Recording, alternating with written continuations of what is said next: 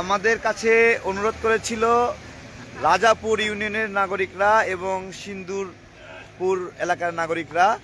ওই এলাকাটা এখনো পানির নিচে আছে এবং ময়মনসিংহ ঈশ্বরগঞ্জ ৩ নং সরিষা ইউনিয়নের ভাইদের সহযোগিতায়, তাদের অর্থায়ন, তাদের সমন্বয়ে আমরা এখন রওনা দিচ্ছি।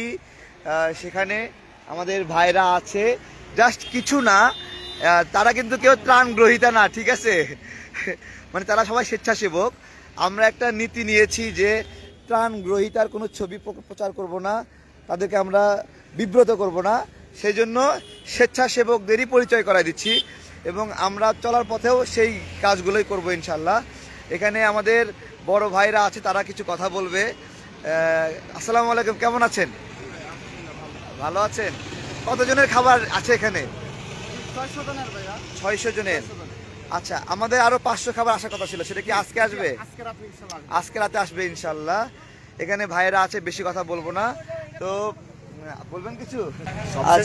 কি আমরা যেন সবার সাথে একসাথে মিলা মানুষের পাশে থাকতে পারি, এটাই আমাদের উদ্দেশ্য আর কি। এখানে পাবলিসিটি বলতে কোনো কিছুই নেই। আমি আপনাদের একটা কথা বলবো যে ছোট ছোট সংগঠন যারা বিভিন্ন উদ্যোগ নিয়েছে, তাদের সেই উদ্যোগগুলো বাস্তবায়নে আপনারা সহযোগিতা করেন। যেগুলো বেশি ভাইরাল, ওইখানে ইতিহাস রচনা করে পাহাড় বানায়, খাবারের পাহাড় বানায় কোনো কাজে আসবে না। আমরা বলতেছি অনেক প্রান্তিক এলাকায় মানে ওইখানে খাবার করছে, ইচ্ছা মতো নিয়ে যাচ্ছে, অথবা পরে আসে, পরে মাইকিং করতেছে, খাবার লয়ে যান, এভাবে আসলে হয় না। আমরা যেটা করছি সেটা হলো একটা এলাকায় কতগুলো পরিবার আছে সেই পরিবারের তালিকা করছি এবং গোষ্ঠী ভেদে 10টা 15টা পরিবার আছে। এই 10টা পরিবার 15টা পরিবারের খাবার এক জায়গায় বুঝাই দেব এবং তাদের নাম লিস্ট করব। নাম লিস্ট করা হয়েছে। এইভাবে ত্রাণগুলো আমরা গুছায় দিচ্ছি ইনশাল্লাহ। আর কোনো ভলেন্টিয়ার টিম যদি ফেনীতে এসে কোথায় ত্রাণ দিতে হবে যদি জানতে না পারেন, আমাদেরকে গাইড হিসেবে ব্যবহার করতে পারেন। আমরা প্রত্যেকটা এলাকায় গেছি। আপনারা বিব্রত হলে, কোনো উপায় খুঁজে না পেলে, দরকার আপনাদেরকে একটা কথা বলি, আল্লাহর রস্তে ফেনী সদরে আইসা মাল নামায় রেখে চলে যাবেন না। এইখানে তাহলে সদরের মানুষরাই ভাগ বটর করে নেবে। এই সামনে আবার ত্রাণ বিক্রি হচ্ছে, কি বিস্কুটের প্যাকেট বিক্রি হচ্ছে না, মোমবাতি বিক্রি হচ্ছে না, এগুলো কিন্তু ত্রাণের সংগ্রহ করা মোমবাতি এবং আপনার হলো খাবার চিরা টিরা, এগুলো মুড়ি বিক্রি হচ্ছে। তো এগুলো করা যাবে না। সঠিক জায়গায়, যেমন ফেনীর পরশুরামে যাওয়া খুবই জরুরি, ওইখানে কেউ যায় নাই, যাইতে হবে এগুলোতে। তো এই জায়গাগুলো, তারপরে সোনাগাজীর কিছু প্রান্তিক এলাকা আছে, সেগুলো থেকে জানে, সবাই সোনাগাজী গিয়ে ভ্যালে রেখে চলে আসতেছে।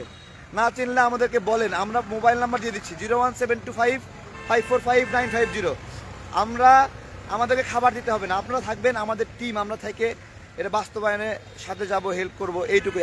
আমরা ভলেন্টিয়ার ইনশাল্লাহ। এখানে আমরা কতজন আছি? 17 জন আছি। দুশ্চিন্তা করবেন না, সবাই চলে আসেন। আর এই মুহূর্তে লক্ষ্মীপুরের অবস্থা আমাদের কাছে রিপোর্ট আছে ভয়াবহ।